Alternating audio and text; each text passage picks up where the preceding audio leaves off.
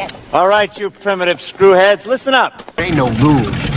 There is no plan. No safety net. Yeah, baby. Yeah. The Three Noes Podcast. Oh, pitter patter, let's get at her. Cheers. Hi, welcome to the Three Noes Podcast. I'm Mike. I'm Jason. How's it going, buddy? I'm thirsty. Thirsty? You had a very physical day at work today, you were saying. I did.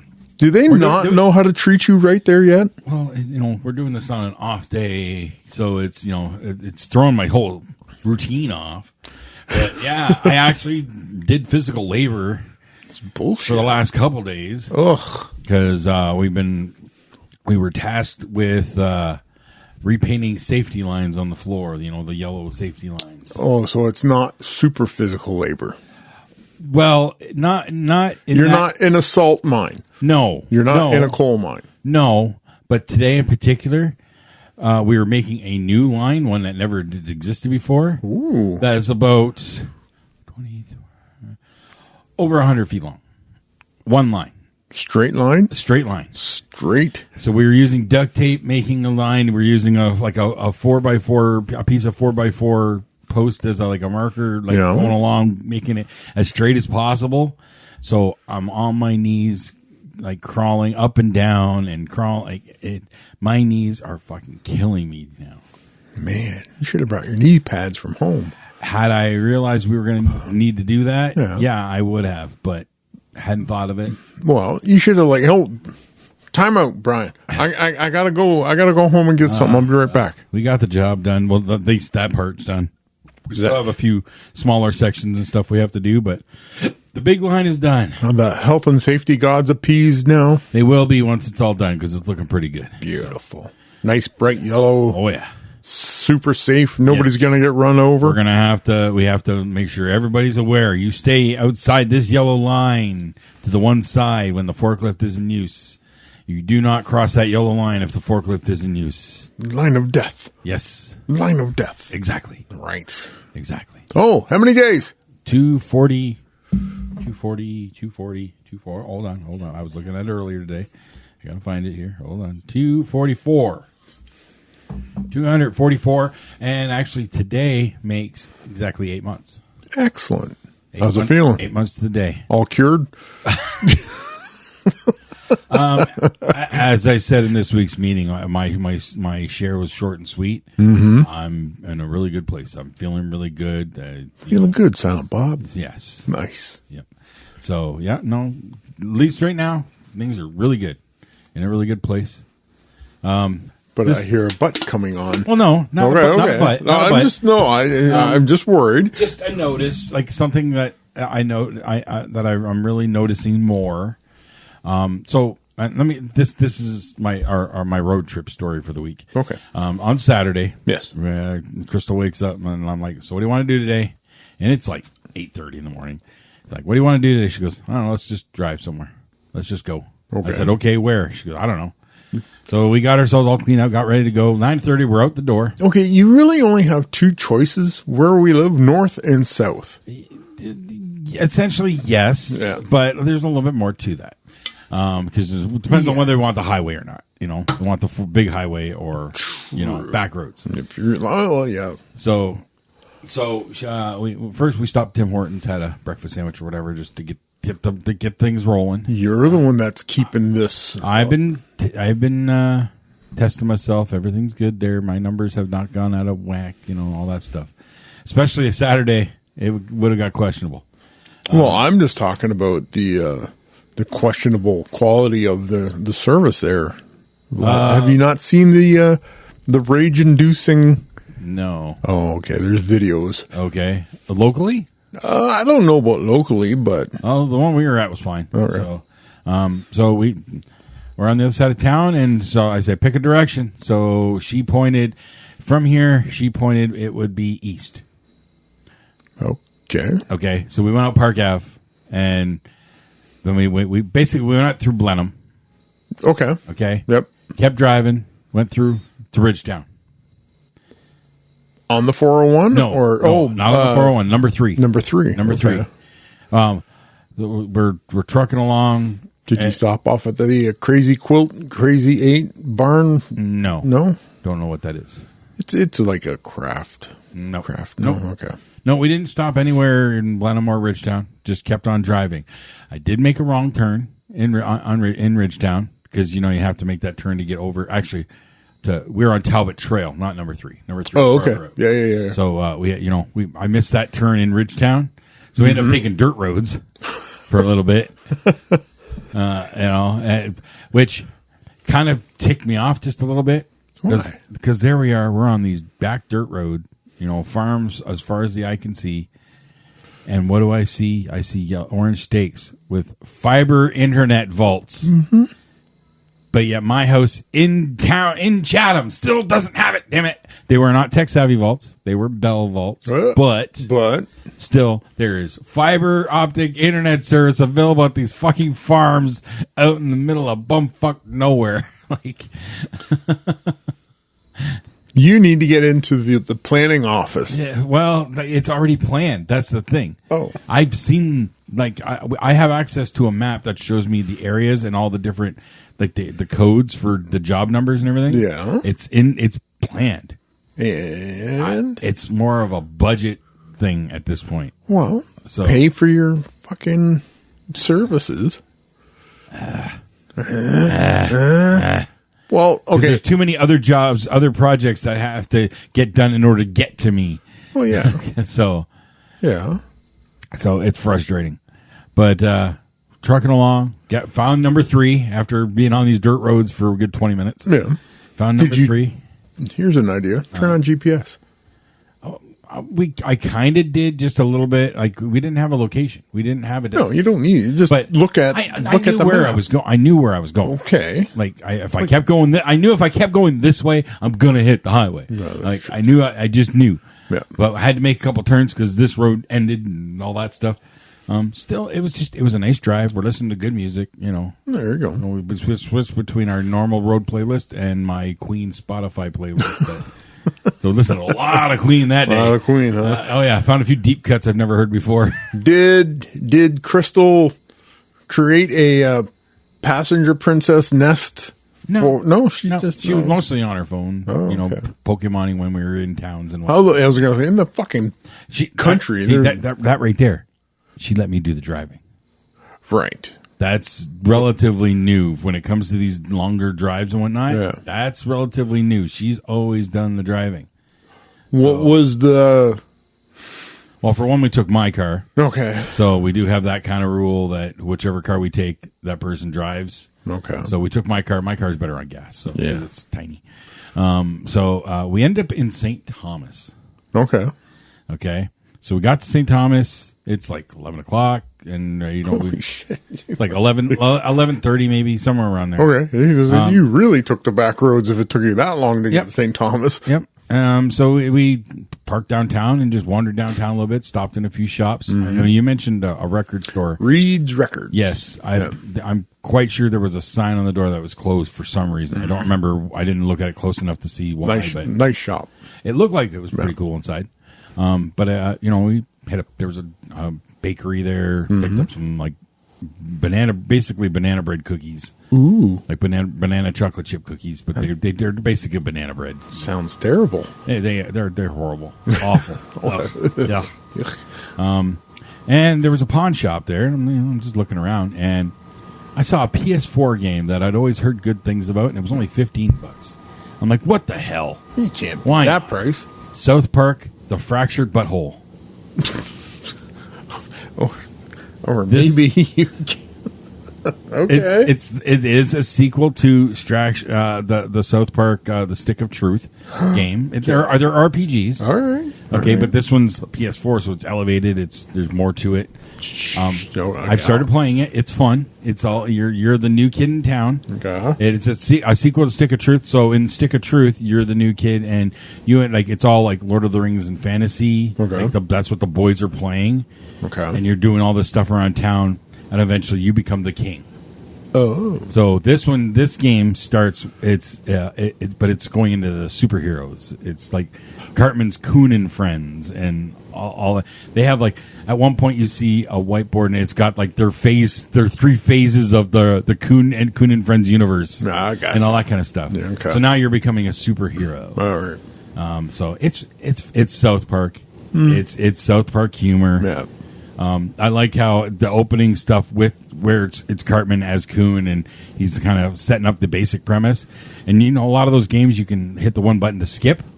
Well, this game, every time you do that, Cartman's like, just shut up and watch it. You need to know this information. This Cartman just keeps like shitting on you for trying to skip past.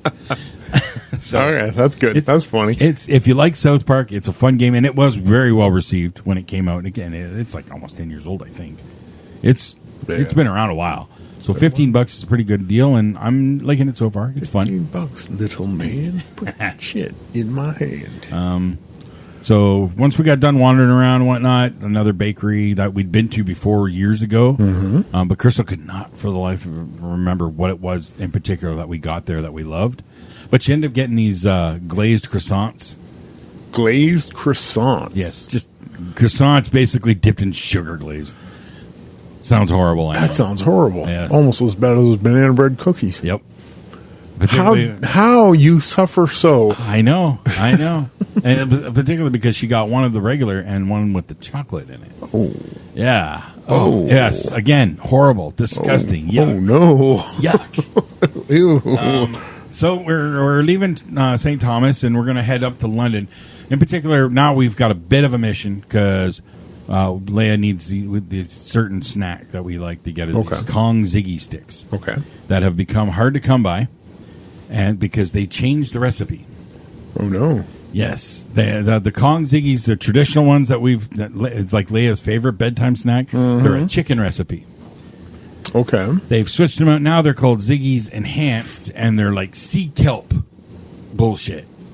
That sounds like some vegan hippie bullshit. Leia took one bite, spit it out. Yeah, the girl. Crystal immediately sent an angry email to the Kong company. And so we got to London and we hit the one PetSmart on the north side because I knew the Wellington one didn't have them because I was there like 2 weeks ago or whatever. Okay. They didn't have any. Get looking on their website. They had 3 bags left on the website of the original ones at a bit of a lower price, like $12, a deal, right? Yeah. So we ordered them. We ordered them. That's a separate story that I'll get to after. All right. Okay. We ordered those.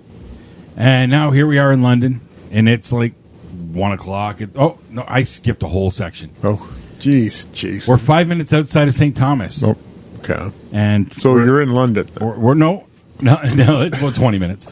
We're 5 minutes outside of St. Thomas, and I see a whole lot of cars turning and like coming from the other direction, and they're turning into like this little conservation area or something. I wonder what's going on over there. As we're getting closer, I start seeing these little signs. Yeah. Food truck festival. Hell yeah, we're turning in here. I'm hungry. You're hungry. Here we go.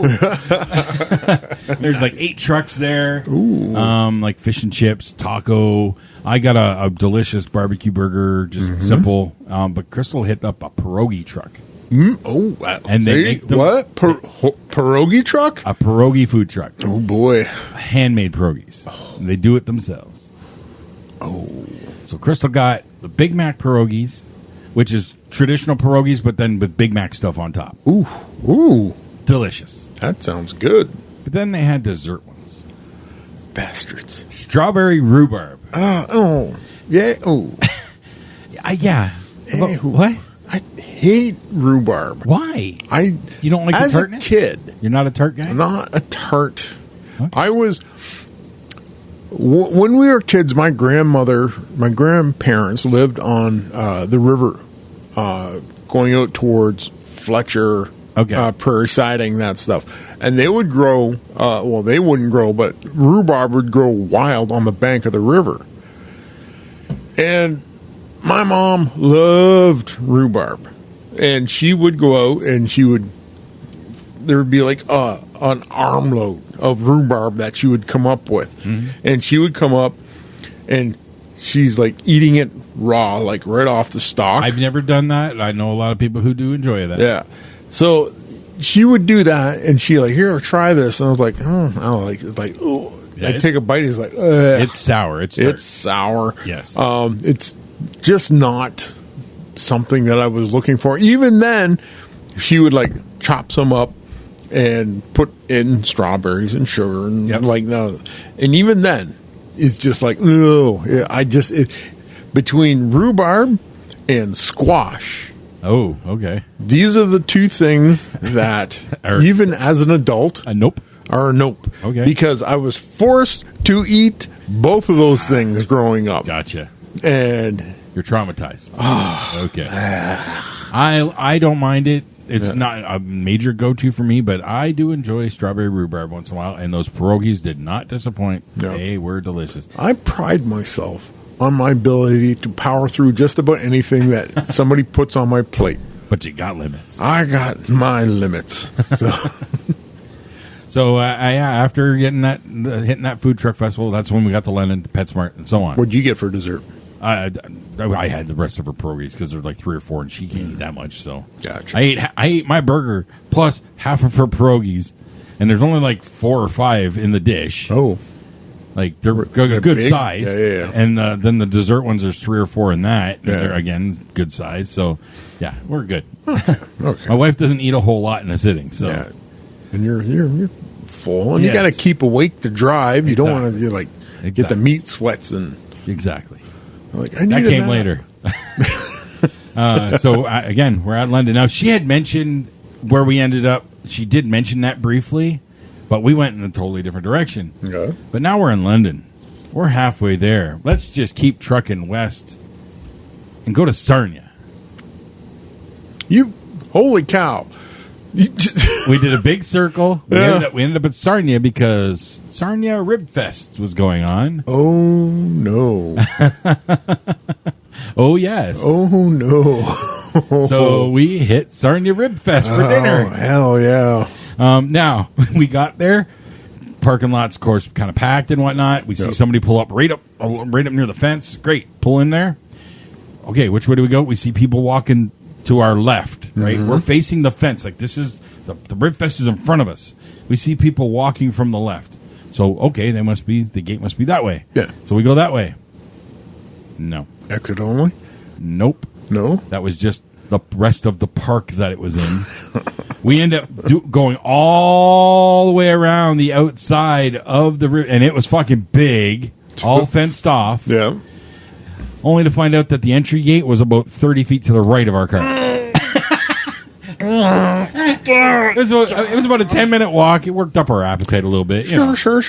I get it. Yeah. But we got around and Chris was like, no way. Yeah, way. It happened. Man.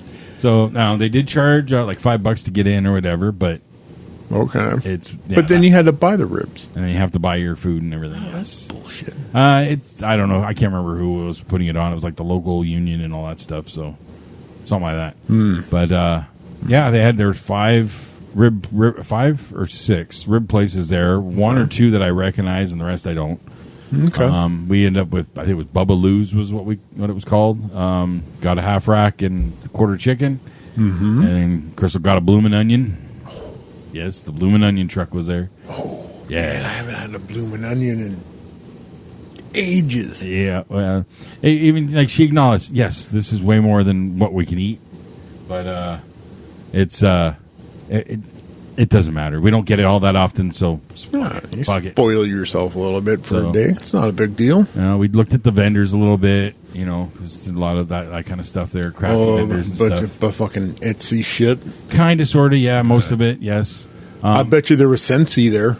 There was. No way. Get out. Because I looked at Crystal and was like, do we even have a Sensi worm anymore? She goes, no. Well, we can get one here. She gave up on the Sensis. Now she just buys candles every once in a while, burns them out, and then gets a fresh one kind of thing. Yeah. They sell a lot of them at her work. So Sure. Oh, man, that kind of makes sense. She sees when they come in kind of thing. Yoink doesn't even hit the floor. Sometimes. No, that definitely doesn't happen. No. Same with the people that work at like all the thrift stores, all the cool shit. Doesn't make it to. That's why I wanted to get a job at Value Village.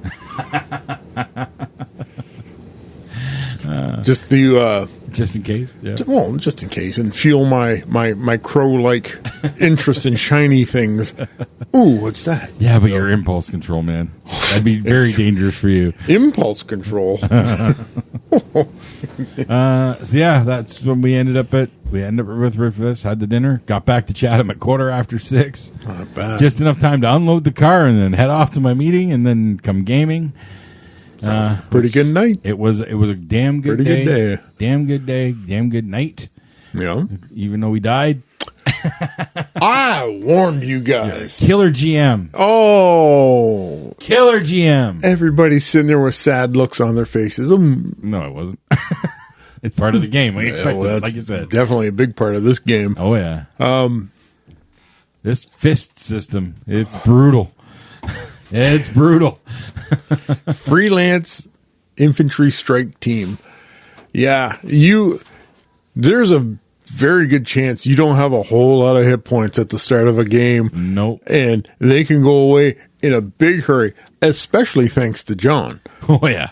So, Yeah. like that sudden death mechanic, whew. He's now, in 2 sessions, he's rolled it at least 5 times. Yep. Brent once. John definitely has at least 5. Yep. And Brent got once for sure. yeah. And that did cost somebody. Yep. So Yep. that's a rough mechanic. But just the fact that Carter being the last one standing of the original group, He was the first to die. he was the first to die, so he was on his second character. Yeah.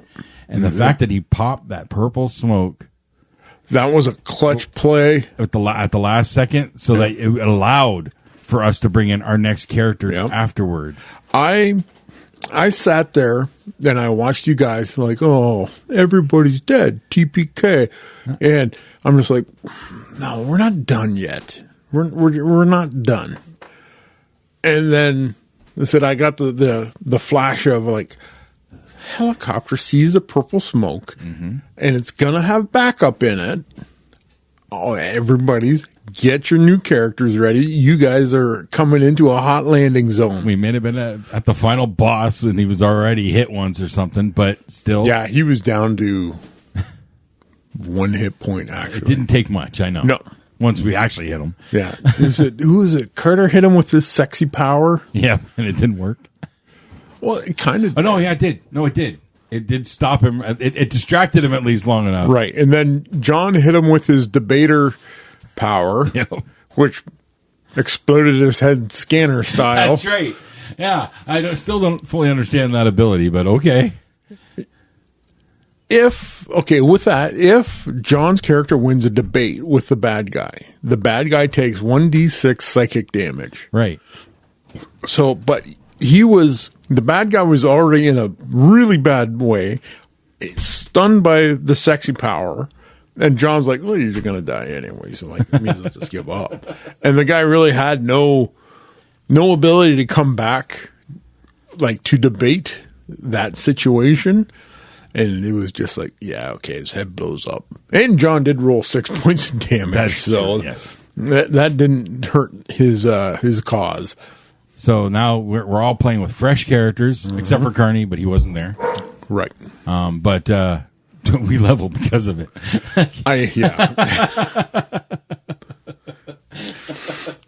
I'm gonna go with the games played mechanic as well. Okay. So I'll have to give this to Carney as well, because you play one game, you get a level. Mm-hmm. To get your second level, that character has to survive 2 missions. Yes, I think I saw that in the book. Yeah, and then for your third level, he has to survive 3 missions. Right. So it's that way, every mission you need the equivalent missions of your current level kind of thing. On top of the role aspect Yes. that you guys play as well. Yes. Well, my new character, this is the one that really I lucked out with the roles. That he's his code name Fallen Angel. Yeah. You know, the zealot, religious zealot. When you showed me those roles, I'm like, geez. Yeah. Wow, okay. The dice god smiled on you on that occasion. Yep. Because I got 2 decent weapons. Yep. And it's just working the role aspect because he's repentant. Yeah. So, which plays into his zealous because he used to be just a chaotic merc. Mm-hmm. Just hack slash whatever, and now life's about balance. Yeah, I done growed up. Yes. So yeah, we'll figure it out. Yep. Yeah. Well, like I said, we got. I don't know. I said Friday we're going to Windsor. Mm-hmm. I'm wondering if we should push John's Pathfinder game to Saturday. That way Carney can get in if he's available and they're willing. Yeah, sure. Yeah. Yep. I'm wondering if that's the way we can go with this. Sure. Because like with me and you leaving on Friday, that leaves a big gap in that. Yep. And I don't know what they're going to do. I'll put that in the group chat and see what they yeah. I'll run it up the flagpole, see who salutes kind of thing. Kind of makes sense. Yeah. So. I know it makes sense. But I do dig this fist game. Like I like it. It's quick. Yep. Like it's everything. lethal. It's quick and it's lethal. Yeah. I dig it. And I said, how many times guys are just getting like, especially the bad guys, are getting one shot from you guys all over the place. So I don't think I killed anybody though. I shot a couple, but I don't think I've actually killed anybody. No. Carter was stacking bodies. John was. But him being able to paralyze people with the fear effect or whatever, like that's a big boon there. Yeah. But he's gone now. he got his ultimate comeuppance. You live by the chainsaw, you die by the chainsaw. Yep. So no, even before I saw John's character, I had the dude with the chainsaw in that encounter. Okay. And as soon as John rolled up and he had that chainsaw, I'm just like, this is going to be an awesome boss fight. So every little bit about that, I was just like, knowing what I had rolled up for the encounter and looking at what you guys were coming up with, I'm just like, okay, I can play this out and this out and this out. I got giddy at the table when you said he pulled out his own chainsaw. I'm like, ooh, chainsaw versus chainsaw. Yeah. Like I'm picturing, not Total Recall, Running Man, Arnold Schwarzenegger. Yes. With chainsaw. Yep. Yeah, that's exactly what I was thinking. Like I was thinking in my mind's eye, this guy looked like a cross between Bane and Casey Jones. That's the vibe I definitely got. So, giving him a chainsaw, and I'm just like, yeah, this is just another way to amp up the visual of this game. Even though there's it's just theater of the mind. Mm-hmm. It's just.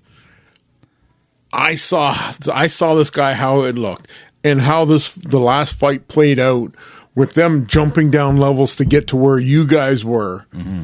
and John eating that one chainsaw shot. Yeah. And it was because he missed on his a roll to dodge out of the way. Yep. And that's the only reason he got hammered like that. Yep. So it's fun. I dig it. Yep. I dig it. He did forget to use his crows. Yeah, and Carter even mentioned that. Yes, but he did. He did not pull them, even though the windows were open. He could have. Mm-hmm. So, and there was a great big hole from the roof down. That too. So, yep. But oh well. Yeah. Live and learn. Live and learn. I do have the next adventure already rolled up. It's going to feel very familiar, but it was totally random when I rolled it up. Hey. So it's just the dice gods had an idea. And I'm just like, okay, I'm with you guys. Let's see where this goes. I think that's what I like the most is that, we're making the characters all random and stuff. So you don't know what you're going to get. Nope. You just got to roll with it. Yep. And some are easier than others. Right. Obviously. Technically my first character wasn't heavy for combat. No. speed, and then I tried to use his stealth, and that's why I focused on the device when everybody else is shooting shit. Mm-hmm. I was focused on trying to at least stop the device and so on. So, I figured that's more useful for my character. Yes, it was. And the distraction. I started using his distraction ability. Yes, that did help. With my sweeping cape. Yeah, it works. This is a game system that will force you to really lean into your RP aspect of the role playing, because you can get a guy like Brent's next character who's got a mop. He's an actual janitor. Janitor. That's one of his traits. I'm a janitor. I have a mop for a weapon. Yeah, those traits. There's some pretty random friggin' traits in there. 666 different traits. Well, it's not exactly 666, like 666. Well, because it's 6. There's 111. Yeah, 111 to 666. It's a weird way to do it, but they just want you to use D6s. Right. Keep it simple. Yeah, like that. That's what I really love about the system. The simplicity of it, and in the mechanics of it. It's simplistic in the idea of you only have a D6 or 2 D6, maybe 3. Yeah, and that is, you're only rolling when you really have to. Mm-hmm. A lot of these things, like I was like, okay, if you can explain it to me in a way that is plausible, I'm going to let you do it. I'm not going to make you roll unless it's contested in some sort of way. And there was a lot of those. I'm just listening to you guys try to outthink what's going on, and I'm going, this is awesome. I loved every minute of it. I was dead set in the first session of climbing up the elevator shaft. Mm-hmm. Mm-hmm. Like, they're not going to see it coming. No, until they hear you. Yeah, that would have been the flaw. Yeah, there is definitely a flaw in plans. Like, there's no ladder. There's no handholds. It's a shaft. And then the Secret Service elevator. You like that? And then the fact that it was blocked at the floor we opened up to. Well, we dropped the filing cabinet. That got their attention. Yes, it did. Yes, it did. I had a finite number of bad guys, and I had to keep track because I wanted to keep throwing dudes at you.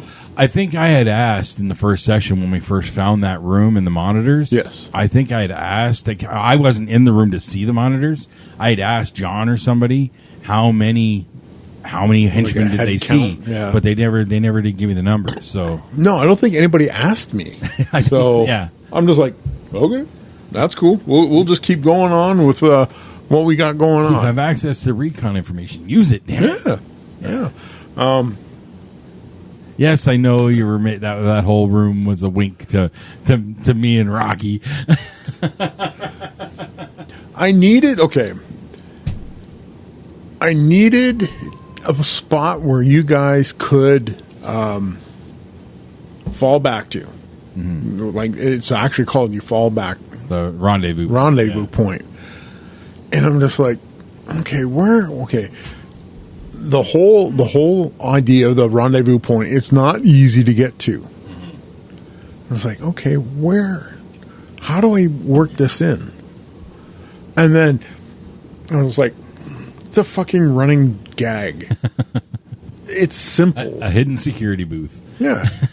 Yeah. And like I said, it made you laugh, and that was all that mattered. And you said you really got a fucking chuckle out of that one. So yeah, I know it was just I was the only one who got it, but hey, it doesn't matter. But it was a joke for you. I'll take it. Anyways, I'll take it. And like I said, explaining it all, everybody's like, "What the what?" Exactly. So gotta love those strange looks sometimes. Yeah.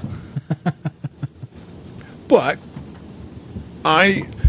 if you know anything about the way I DM or GM, I'm going to put Easter eggs throughout the entire thing. Wow. And If you get them, cool. If you don't, that's cool too. Like I said, it made me laugh when I wrote it. So, so Sunday was Father's Day. Sunday was Father's What'd Day. you get up to? Mags took me out for lunch. Mm-hmm. We went to Molly and OJ's seafood restaurant. Probably the best seafood restaurant in the area. Definitely the best. And it was just like all I remember is the drive out to Erio. Said we parked. I grabbed my phone. For whatever reason, your message didn't come through the CarPlay. Okay. And I'm just like, oh, okay. Wait, I grabbed my phone as we were walking in, and your message was like, hope you got a reservation. I'm like, fuck. Yeah, you'd planted the seed the night before when you said you're going to Molly and OJ's. So when Crystal asked me what I wanted to do, I mentioned that you were going there. She took that as I wanted to go there. Mm-hmm. That wasn't going to be the plan for us. But it ended up being our plan. Did you have an alternate plan? Initially, we went to Mercado's. I was hoping to find T-bone steaks on a decent deal and do that up, but didn't find a good enough deal. So Molly and OJ's. Molly and OJ's, yeah. So one hell of a backup plan. Oh yeah, like I said, we're walking in. I'm holding the door open for Mags, and I'm reading the message, and I was like, oh. And we get in there. There was the one side room.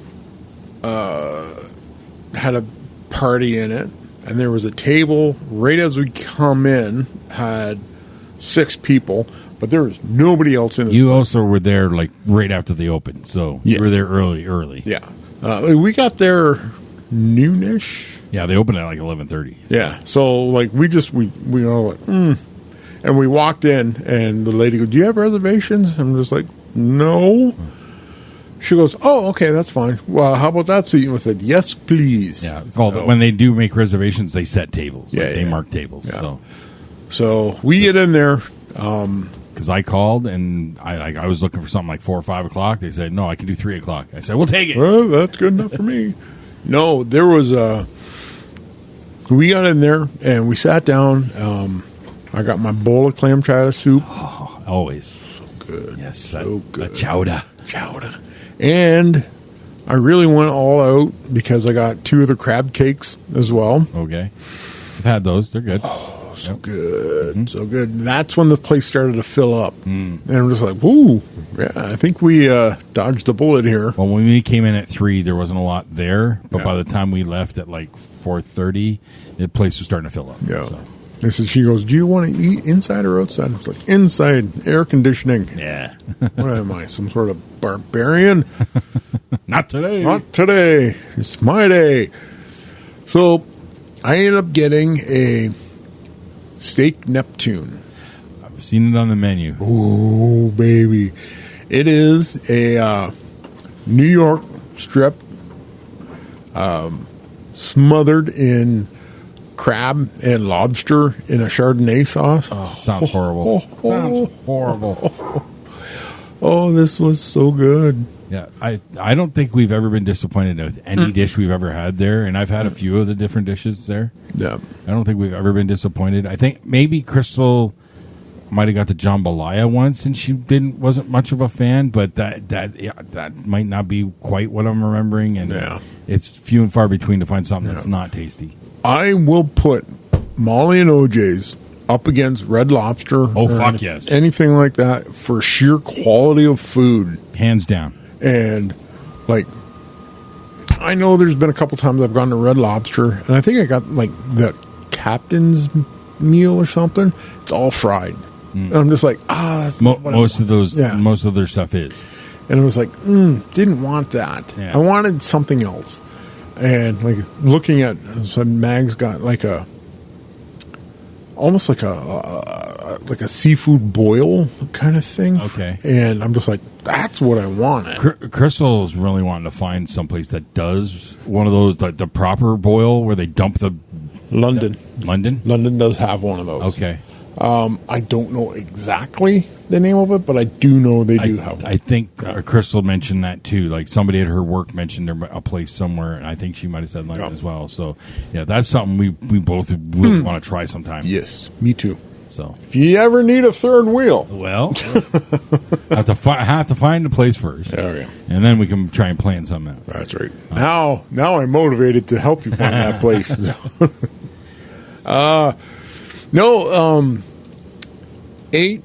Went for just a drive around the block just to see there were fucking people everywhere in Erio Sunday. Mm-hmm. It was a gorgeous day. Beautiful. And people were like, you know what? To the lake we go. Yep. And we got there, got home, heard from the kids. Kennedy got me two Father's Day presents. She dropped them off early. She goes, I think you'd like these. She went thrifting, and she came up with one of those. It's a glass thing that you fill with water, and it measures the high and low pressure systems.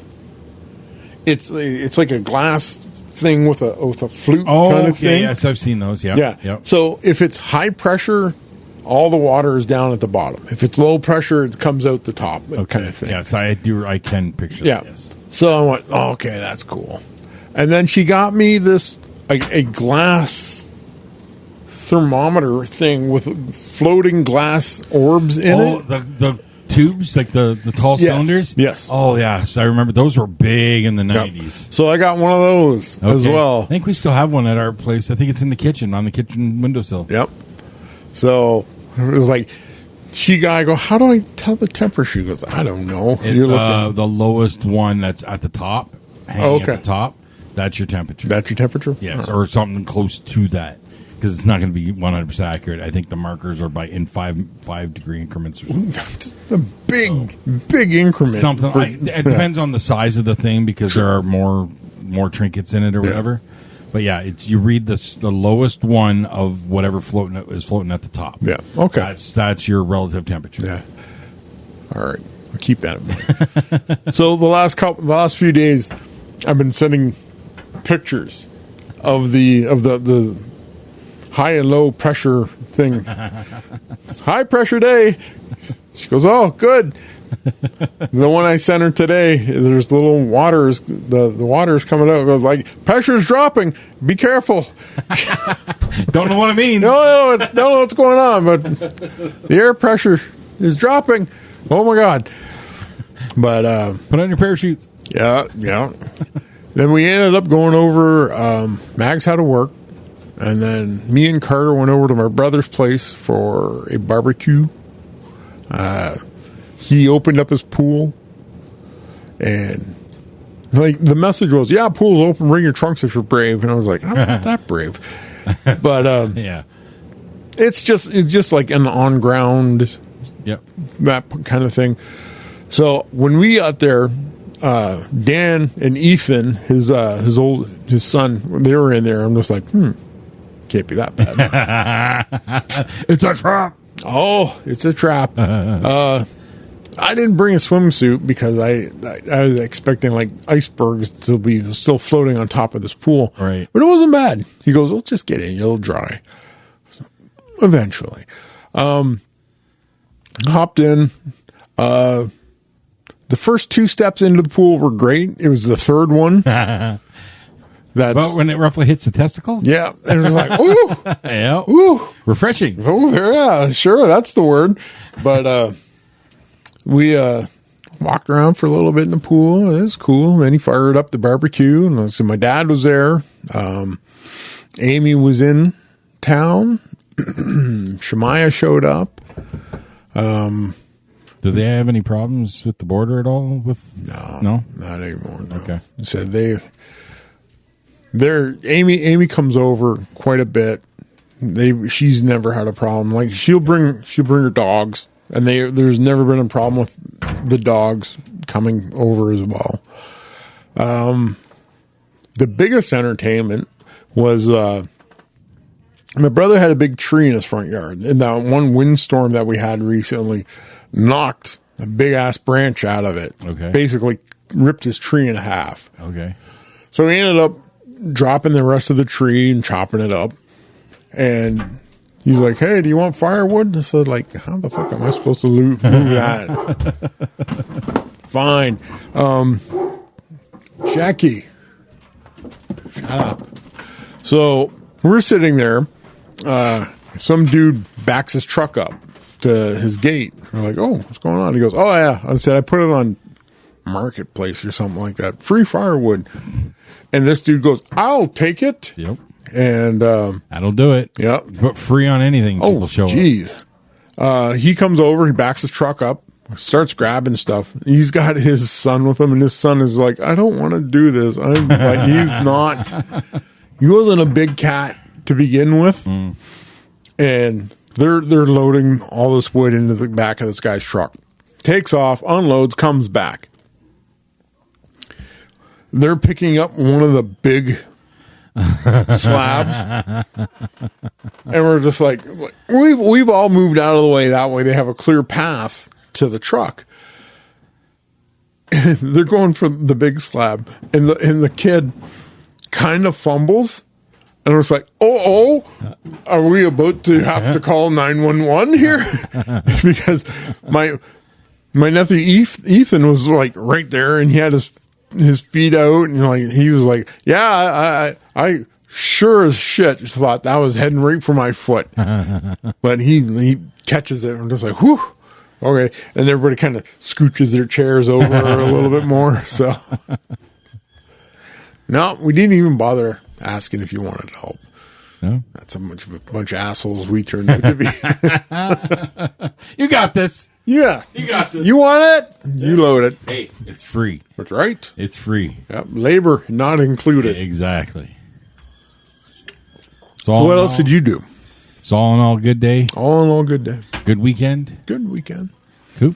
Yeah, I TPK'd my all my friends. Saw them cry and get sad. Yeah. My Father's Day. Again, we tried the lunch thing and then made the plans.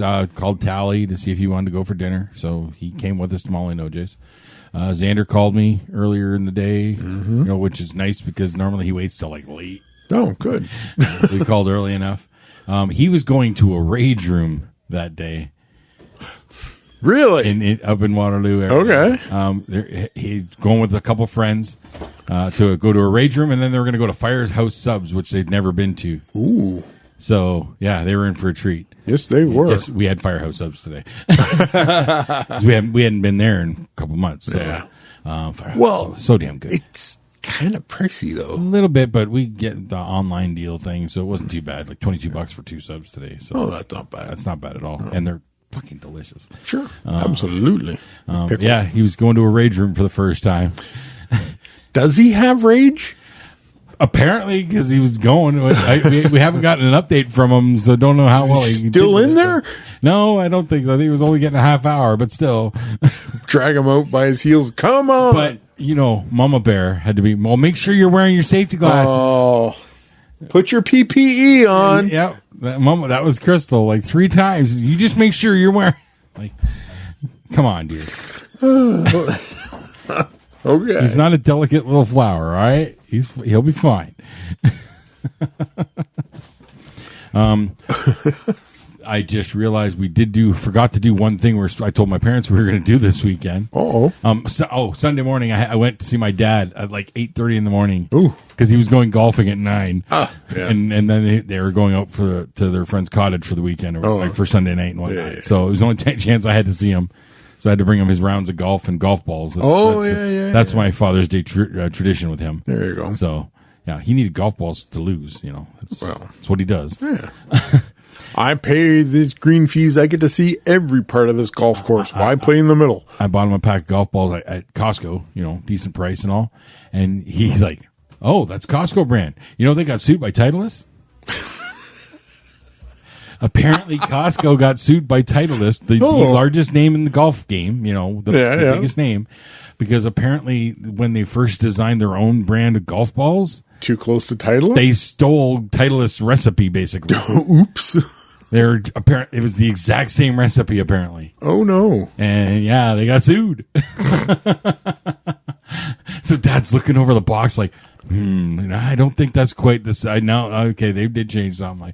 He's looking over, and then I pointed down in the bottom corner. Yeah, but they were made in Vietnam, so you just don't know. No, you don't. I mean, these golf balls, I've seen some shit. They came from Nam. Every golf ball comes out of the same machine as what paint goes on them. That's a pretty much Kirkland brand or Titleist. Yeah. Same thing. Yep. It's all round. Got dimples. Guess what? Yep. One machine. So, but no, apparently there's different golf balls that do different things. Oh, like, yeah. One's from distance and speed and all that shit. Okay. If you're a professional and you can play golf well enough to make that distinction work for you. My dad doesn't really care. Yeah. He just acts like he does. He just says, "Yeah, I want balls that are going to go far, far and straight. That's all I need." Okay. Yeah, can you make those golf balls like find the middle of the fairway, please? Yeah. Just give me a box of those. Yeah, like magnetic to the pin or something. Something like that. Something like that. That's not a bad idea. Saw it in the movie once. You'll make millions if you can figure that tech out and sell it. Oh, I'm sure somebody already has by now. You probably get scalped by China stealing your tech, undercut you. Yep. Become bankrupt and destitute. Yep. That's what happens. That's going to happen. So, so I talked to Xander, Sky message. That was the extent of it with her, but she's busy. She's been working weekends because the doctor's office she works for, they just moved offices. Oh. She's been having to work extra hours getting things arranged and all that stuff. So you gotta make sure all the files are in alphabetical order and whatever. I don't know exactly what she's doing. All the eyeball juice is in the right eyeball juice jug. Something like that. I don't know. I'm no doctor. What do I know? So we trucked out to Urio for Molly and OJ's at 3 o'clock. Of course, and Tally had never been. Oh, no? So this is his first. Really? First time. You've never taken your child to Molly and OJ's? No. What an asshole. See, Crystal and I are living life now. Okay. Because we can afford to now. Sure. Now that we don't have all the kids around all the time. Makes perfect sense. So we couldn't afford to do shit like that back in the day. We couldn't afford to go on too many vacations with them and stuff. So it just didn't happen a lot in our lives. Yeah. But now we can. So we took them to Molly and OJ's. And right off the bat, I was hyping up the chowder. As I tell everybody, that chowder heals the soul. It's that fucking good. It's so good. So immediately we sit down and the lady's like, can I get you some drinks? And Crystal's like, I'll just have a water, but we need 3 bowls of chowder. Stat. All right. So we're looking at the menus, and they bring the chowder. Yep. I end up going with the Atlantic salmon gremolata. So it's Atlantic salmon fillet, but it's crusted in brown sugar and stuff. Yeah, I looked at that one. Oh, it was good. Yeah. Again, they never disappoint. They don't disappoint. But I was like, you know what? That's cool and all, but they're giving me steak with crab and lobster. Yeah, I think to me it's like I had a full bowl, not a cup, the bowl of chowder. I knew if I went something bigger than that, I probably wouldn't be able to eat it all. So, dude, I went with the bowl and the crab cakes, and I'm eating my steak. I said, I put a dent in the mashed potatoes to not piss off the chef. I made those from scratch. Air quote. How can you not eat my mashed potatoes? Just take a spoonful of it. Crystal got the bourbon peppercorn shrimp, which is it's like a bourbon cream sauce. Yeah. I've gotten that dish a couple times. It's delicious as well. So she got that, and Tally got the seafood fettuccine, the seafood Alfredo fettuccine. Mags was supposed to get that. She was supposed to get that, but I think the waitress entered I think Mags got the seafood Neptune. Okay, it's a red sauce. Okay, yeah, with scallops the size of baseballs. Hyperbole, hockey pucks. There, Canadian hockey pucks. Yeah. She was like, I think I was supposed to get the fettuccine. Oops. So, but yeah, again, we all left happy. We all left out, and I've decided that someday if I just for lunch, I can just go to Molly Noes, have 2 bowls of chowder, and I'm good. Yep. You know, it's worth it. Yep. It's worth it. It's so fucking good. Yep. I will hype that chowder into my days. Said I know you were going to get violent when I said I ate all the chowder. What? So I knew you were lying. It's It's a family recipe. Like it's like one of the owner's mom's recipe or something like that. Like cool. That's why it's so damn. Make no mistake. If I could eat all that chowder, just bring me the pot. Would bring me a bucket. Bring me the bucket. If you know, you know. Then yeah, we got home. I didn't really do much after that. Just chilled. Yeah. Hot tub. Did we go in the hot tub that day? Yes, we did. Nice. First time in a few days. So, and now the pool's open, so we do the hot tub, and then we take a dip in the pool, which our pool is 74 degrees. Woo! Yes, that's refreshing. It is, but to me, going from the hot tub to that feels so damn good. Even when it's just a quick dip. Yep. It's like, to me, I like to say it stops the cooking process. Well, you said with the hot tub, you're kind of leaning into the heat shock protein building, and then you jump into the cool pool. You know, you're trying to get some cold shock proteins going. So that if you keep going back and forth. Yeah, the whole contrast thing. Yes. Yeah. Yep. But yeah, that's our routine now that the pool's open. We hot tub, take a quick dip in the pool, and then there you go. Get back in. Feels so damn good. Mm-hmm. So, no doubt. Yep. We're back into that routine now. Nice. Now that they got it open and he got the pump working. Hey. He's okay. The pool, that's completely Guy and Sherry's territory. Like, I don't mess with that. Mm-hmm. And he's had so much difficulty with the pump. He's had to replace the pump like multiple times. Is it just? And he's rebuilding them and stuff. Like he's trying to keep things on the cheap. Yeah. You know, I think he's finally got one that's working good. But at one point, I know I saw in the corner back where the pump is, he had like some sawhorses, like a makeshift table set up, and I'm pretty sure I saw at least 4 separate pumps all torn apart in various degrees of like parts pulled out and stuff. So he was definitely cannibalizing to try and get this thing working. And Franken pump, yeah. But it seems to be working, and it's not super loud. Like good. He had one working, and it was way too loud. Oh. I'm pretty sure the neighbors complained at some point because it was very loud. No, it happens. But that's all good there. He did finish his carport. Oh, he did. He put the rest of the roof on it. So and how's it look? It looks like a carport over top of a shed. Yeah, it's got an old tin shed underneath it. Nice, but it's a lot bigger and wider. And I don't know if he's planning to take the shed out at some point. But gotcha. He finished that work, so I now have access to the whole backyard when I mow. Because there's like a big chunk that was blocked off by all his materials and everything, so it's a pain in the ass to buzz around and stuff. Goats, get goats. send the goats out back. Maybe, but that also opened up space because you mentioned possibly borrowing your tent at some point. Now I have the space that I could put it up. Perfect. We wouldn't really have much space to do it before. So front yard. No. You want it back?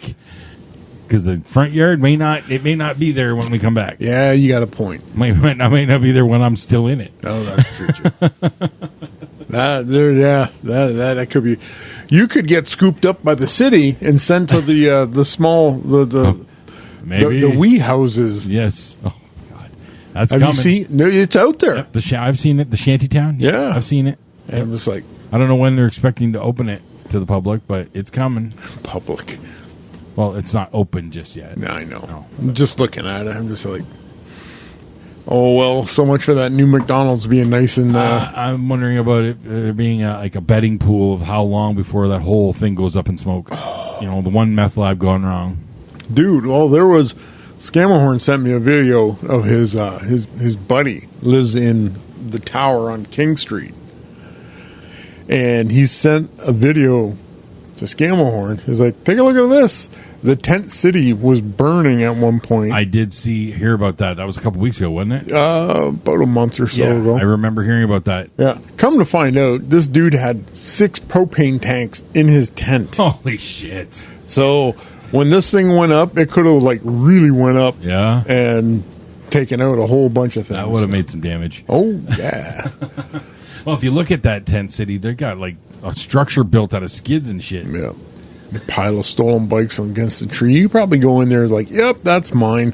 Maybe. So maybe. Chatham. A beautiful Maple City. It is something. So I watched Raw last night. Sorry to hear that. Oh, come on. Okay, no, I take that back. The most exciting return in history occurred last night. I heard all about it. I hope you're saying Asuka. No. No? You can't tell me you ain't hyped to the fucking gills like Goldberg's back. Oh, I don't give a rat's ass. The only reason I watched Raw is because they're saying like Asuka's coming back. And I went, there's my reason. Yeah. With very little fanfare, they brought Asuka back finally. And like, it almost feels like lackluster given it's Asuka. Like there should have been more to that. Right. And like she was in a Queen of the Ring qualifier match. Okay. With Ivy Nile,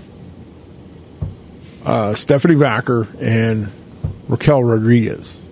Okay. I saw a clip where did Rhea take out Raquel outside? Yes. Yeah, I saw that clip, and I saw Vaquer giving the devil's kiss to Raquel on the apron. Yeah, the hardest part of the ring. Is it really? It is scientifically proven and anecdotally proven. Can you confirm? I can confirm. Okay. Because I've been in rings where the plywood did not quite meet the angle iron, and it sucks. Okay. Oh boy, does it suck. Because it's just like, here's the corner of the ring, and it's just like a cover of canvas. And underneath it is the corner of the angle iron. Not known for its padding capabilities. Not generally. No. Not generally. No, not rings made by Nerf. But I would assume a WWE ring has padding. The way the apron sits on it and whatnot, I'm pretty sure there's a decent amount of padding on the apron itself. Yeah. So at this point, I don't think Raquel Rodriguez got too hurt taking that move on the. That's also a very safe move. Come on. That movie's for fan service and fan service. Stephanie Vacker's the one getting the most hurt of that, and it's her knees banging against the apron. Pretty much. So, when Asuka came down, I was like, ooh, cool. New mask and everything. And it was like, she's still doing the demon-y kind of makeup, right? Yeah. They basically confirmed that damage control is done. Period. Well, yeah. Dakota's gone. Dakota's gone. They're not referencing damage control at all. It's dead and gone. Yeah. Kairi Sane is off doing her own thing. Io is the champ doing her own thing. But this match, this women's 4-way match for this qualifier for the Queen of the Ring was the clunkiest thing I had ever watched. Yeah? It was Asuka's coming off 13 months of knee injury time. Little rust, and everybody's like hesitant, and Ivy Nile is just like, I don't want to get outshone by anybody, and she was laying shit in. Oh yeah, and I'm just like, you do know who you're in there with, right? She's like, I don't give a fuck, and she's like, whack, whack, whack, just wailing away on Asuka, and I'm just like, you might not want to do that for too much longer. Oh, there it is. Like the kicks that Asuka was laying in. For some reason on Twitter today, and they were referencing something that happened on Raw, but there was a clip. I think they were talking about Kairi. Yeah, and they brought up this clip. I don't know when it was from, but it was from a while ago because it was Kairi and Lacey Evans. Oh wow, that is a while ago. Okay, and apparently Lacey Evans had botched like 3 spots in a row, and they're outside the ring, and Kairi just obliterates her with a backhand, and they're saying like she was telling her to slow the fuck down. Probably, because Ivy Niles laying these shots in, and Asuka does the spinning back fist, and it's just like whack. And I Same was type like, of thing. Ooh, Same type of thing. there's a message being sent here. So, and after that, Ivy kind of slowed down a little bit. No, so it's the same type of thing. Right. All right. So pump the brakes, kid. Sometimes you just need to crush a dude's face to get them to slow the fuck down a little bit. Who ended up winning that match? Asuka. She did? Yep. Okay. 'Cause that was the only thing that wasn't clear from what I saw. So, Raquel goes in. She kind of clears house on fire kind of thing. She goes to pin Stephanie Backer. Does the move. Raquel, not subtle about this at all, sticks her right leg out underneath the bottom rope. I'm just like, I wonder who this is going to be. Ref's hands coming down for 3, and yoink, out she goes. And like, surprise, surprise, Rhea fucking Ripley. Yep. Does the little fucking wave that I fucking hate. She's losing steam. Yeah. She's losing steam. She does the riptide on Rodriguez on the floor, and it's like, ooh, yeah, I saw God. that. Yeah, that was chunky. Asuka comes in. Asuka lock something. Anyways, Asuka wins. Okay, who did she? Was it Ivy Nail or was it Steph? It was Ivy Nile there. Okay. As soon as Ivy Nile's coming, I was like, oh, we know who's taking that pin. Okay. So, and I think Ivy Nile knew that. I assumed. Yeah. Ivy Nile knew that as well. That's why she was beating the living shit out of everybody within sight. Got to look strong, even in Got to get your licks in. Yeah. Then something happened. I don't give a rat's ass.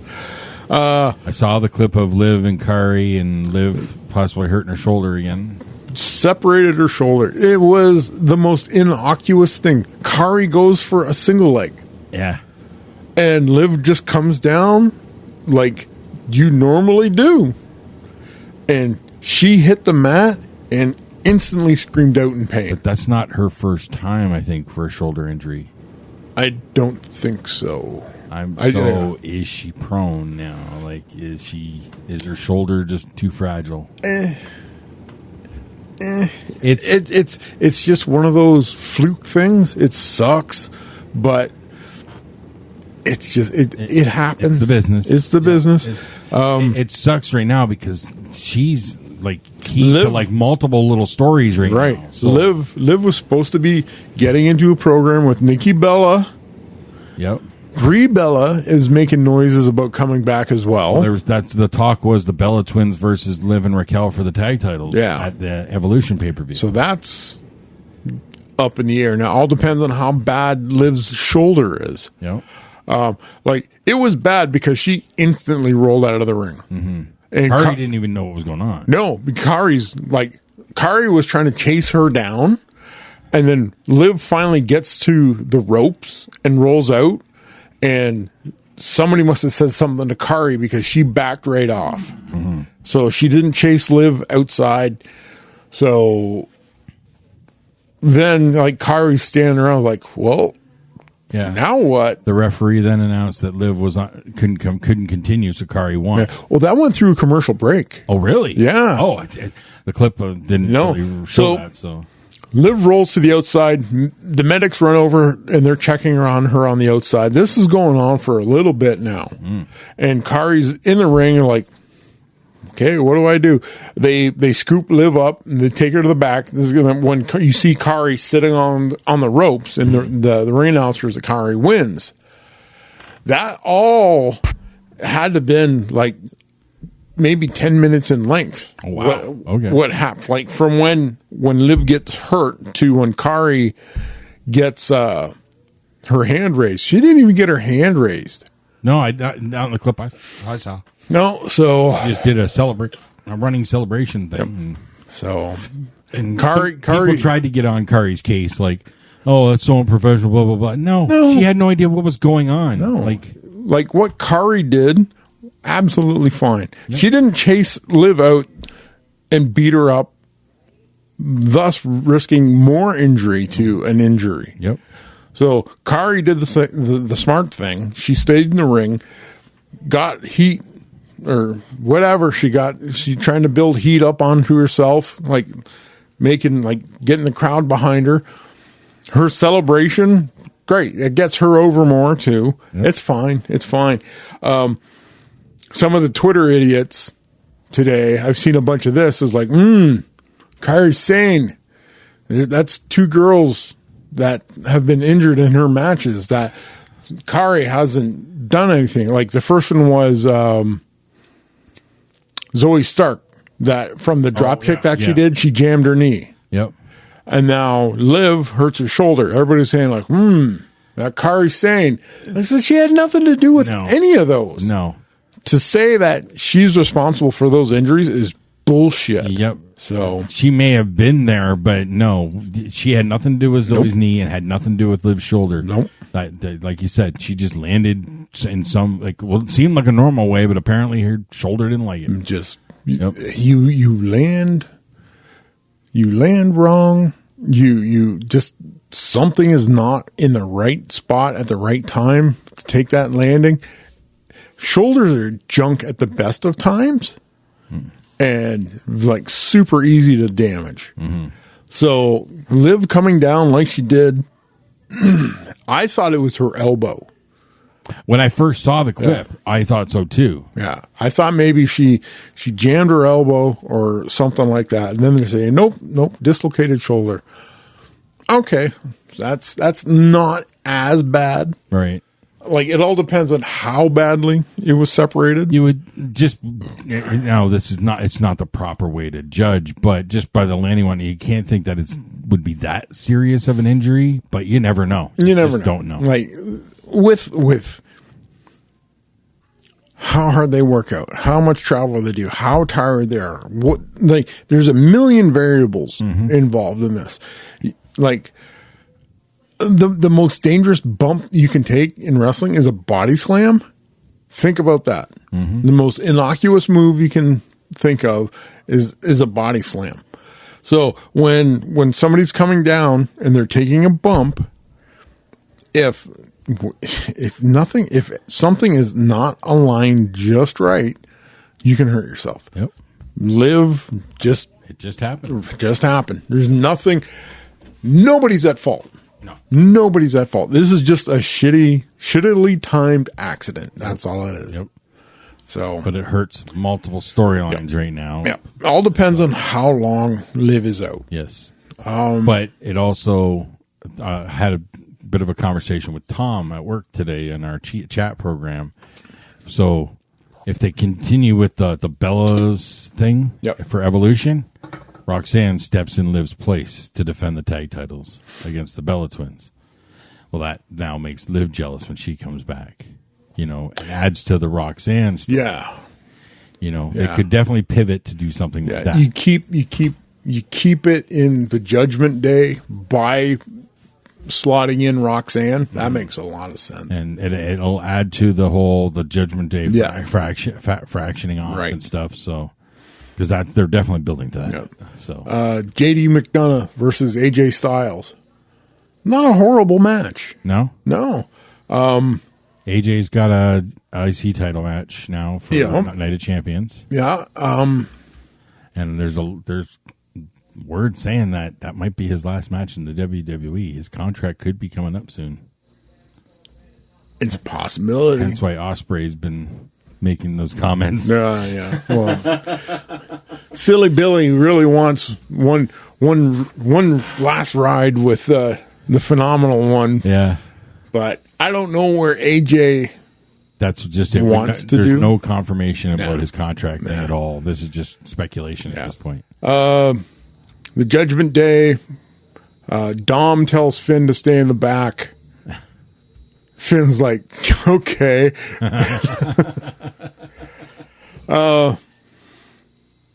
They go to do, they're going to do some shit. Finn runs out, pulls out McDonough. Shit happens. Then more shit happens. None of it matters. Somehow, some way, McDonough gets back into the ring and AJ hits him with a Styles Clash, and everybody's happy. Yeah. what was that? Men's qualifier for the King of the Ring. The only clip I think I saw was Breaker murdering somebody and looked like he was tweaking out or something. Yeah, So it's Bronson Reed, Sheamus, Rusev, and main event Jey Uso. Yeah, whatever. They get in here. They're just beating the piss out of each other, especially Rusev and Sheamus. Oh, I from all reports that I saw online, that's what everybody wants. It was fucking glorious. They want those two to just bang it. They just wailed on each other, and I'm just like, yes. And then Bronson Reed gets involved. I went, even better. More meat. Just watching them beat the living piss out of each other. Then Jey Uso comes in and is like, I'm doing my things too. And they're like, get the fuck out of the way. Go away, kid. You bother me. Right. So it all breaks down.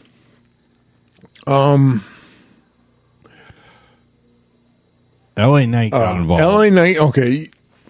So everybody just comes out. Sami Zayn came out.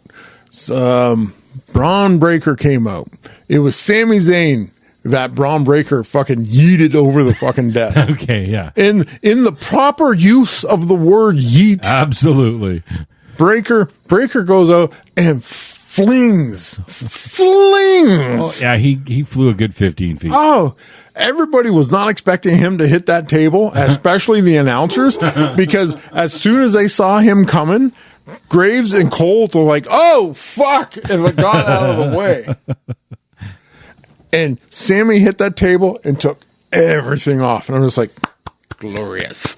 Glorious. People were really commenting on Breaker, like his neck tweaks or whatever. Don't understand what I'm sure, whatever. To me, that's just the Steiner in him. Yeah. Just them Steiners are a little off. They do, yeah. LA Knight appears out of nowhere to Bronson Reed is getting ready to give Jey Uso the tsunami. Mm-hmm. Also, fucking LA Knight comes out of fucking just teleports from somewhere. And must have been under the ring. No, I don't know where he came from, but he fucking pushes Bronson Reed off the top rope. Jey Uso gets up and he does the frog splash kind of thing, and then Jey Uso fucking spears Bronson Reed. Yeah, I saw that. It's not believable. Oh. No. It's not believable. Not at all. And then pins Bronson Reed after that spear. Mm-hmm. I'm just like... Yep, it didn't make any sense. Doesn't make any sense. Nope. That's where they lose me. When you do things that just... I don't believe that. No. Nope. I can't believe that Jey Uso can spear somebody the size of Bronson Reed, right, and it be effective in it. Right, they're hyping up how big Bronson Reed, 330 pound Bronson Reed, blah blah blah blah blah. Uh-huh. Okay, one of the best power moves. Fucking Sheamus picks up Bronson Reed, like squats Bronson Reed. Oh yeah, gives him a Death Valley driver. Oh shit! I was like, oh shit! Damn, Sheamus has been in the gym. I've seen a couple videos. Yeah, the only thing that I took out of that match was I want to see Rusev and Sheamus more. Everybody does. All right. That match is the one people. Everybody's talking online. They want that one-on-one match. Yes, give us more of that, please. My guess is that'll be Saturday night's main event. I hope so. Saturday night's main event, SummerSlam. They don't have just give them a mid card feud of who's the baddest motherfucker here. Yep. Like you can even sprinkle in some Bronson Reed just for shits and giggles. Yep. And you just make those three guys dance and beat each other up. How long is Drew out for? That's a good question. He's on SmackDown anyways. Like that matters. I know. I know. It's just I'm trying to keep the lanes. Yeah, that don't straight. matter. It doesn't matter. It don't matter. Seth Rollins runs out, and he makes it look like he's going to beat the living shit out of Jay. Then Cody runs down, and the crowd goes fucking crazy. I still do not understand the glorification of Cody Rhodes. Yep, I don't either. So Cody and Seth stand in the middle of the ring, looking at each other for 5 fucking minutes. There's two thoughts of where that's going. Yeah. One, that Cody wins the King of the Ring and then ends up taking on Cena at SummerSlam. Okay. Beats Cena at SummerSlam, and Seth cashes on him to get his first win over Cody for the title. That's right. Seth Rollins does have money in the bank. He does. So there's that thought.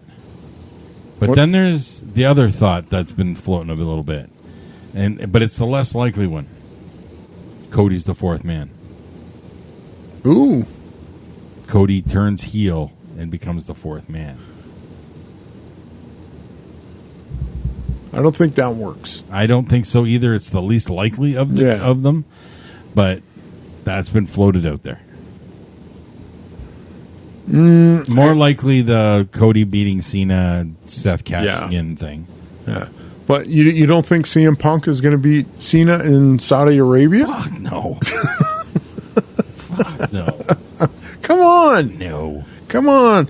John Cena is taking everything right out of CM Punk's playbook. No. It ain't happening.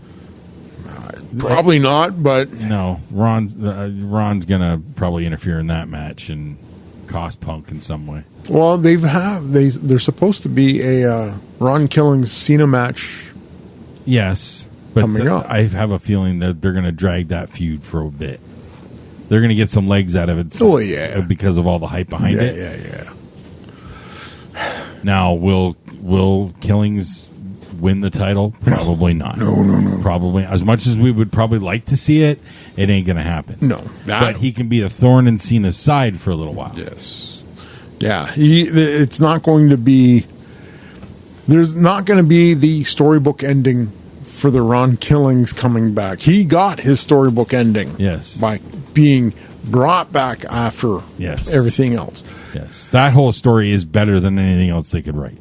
So yeah, it's more interesting. Anyways, it is, but to probably put it that better. So it's sorry, kids. Yeah. Ron the Truth Killings is he's where he's going to be. Yep, and that's it. Yep. So I don't know where you go from here. Well, then we had before the men's qualifying match, Gunther comes out, and in the worst fucking kept secret in professional wrestling, again, nobody can keep secrets. No. Gunther comes out and said, yes, it was only a matter of time before I got my belt back because Jay sucks. And nobody likes Jay Uso. And everybody's like, boo, yes we do. We like to do the yeet things and jump up and down. And you totally reminded me of Wrestling Isn't Wrestling right there with that representation. That was totally a clip out of like a new Wrestling Isn't Wrestling. Totally. 100%. Okay. But yeah, have a sledgehammer. Yeah.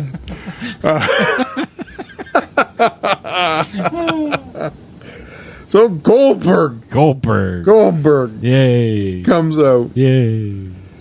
Who's next? Who the fuck cares? Yeah, as long as it's not you. Yeah, no.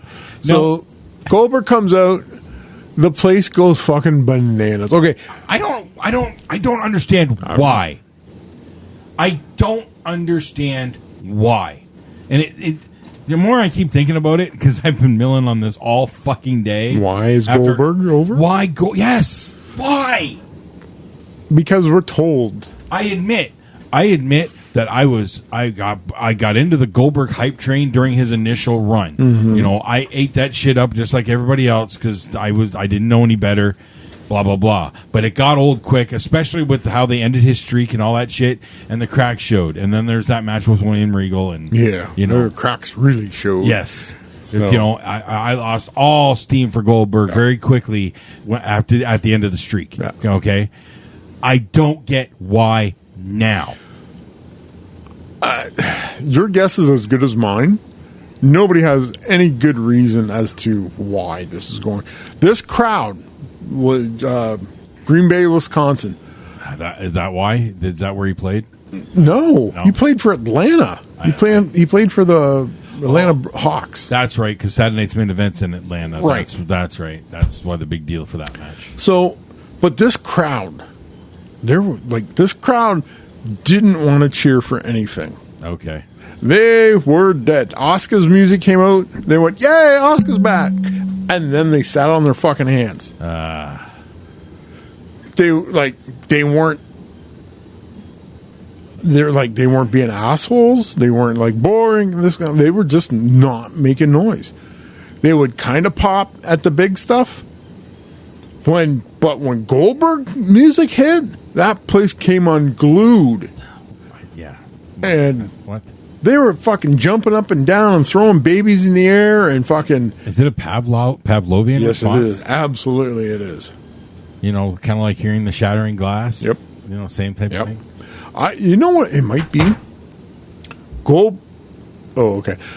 Goldberg might be the last really active guy from that era. Active is a stretch. Yes. But when was his last match? Oh, God, who cares? I'm pretty sure it was the Saudi Arabia match where he almost killed Taker. Yeah. Most likely. But he's by active, I mean guy that can actually get in the ring and go. Okay. In a sense of the word. Sure.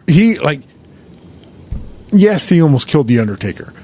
I think a lot of it had to do with Undertaker kind of sandbagged him. But it also didn't help that he concussed himself before the match doing the fucking locker room. Right. There's not a lot of things that Bill Goldberg does that helps Bill Goldberg. No. So everybody just wants to see him do the jackhammer and do the spear. I just want to see Gunter kick out of all this bullshit and powerbomb Bill Goldberg to hell. Well, hopefully that's what happens. Yeah. I don't care about this. Here's the kicker. I don't either.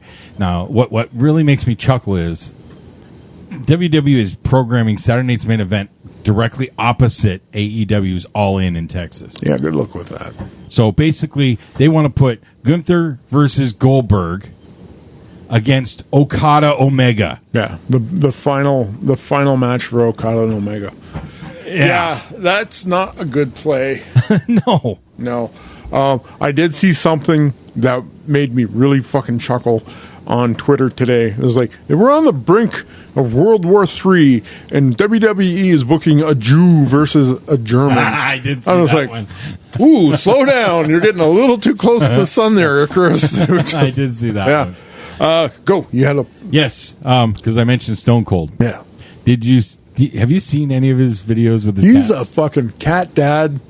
Oh, well, his cats got him a Father's Day present. Nice. Poncho and Macho. He comes into his shed. He's got his chair there, and there's a bucket with some beers on ice. Nice. Waiting for him with a letter. It's a dad, to the best dad ever.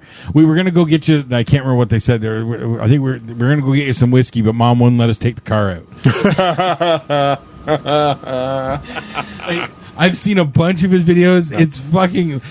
badass Stone Cold, yep. But loves his fucking cat. He's a cat dad. Poncho, you're a son of a bitch, and I love you. Game over, man. It's game over. This has been the Three Noes Podcast. Thank you for listening. You're still here? It's over. Go home. Y'all come back now. Here.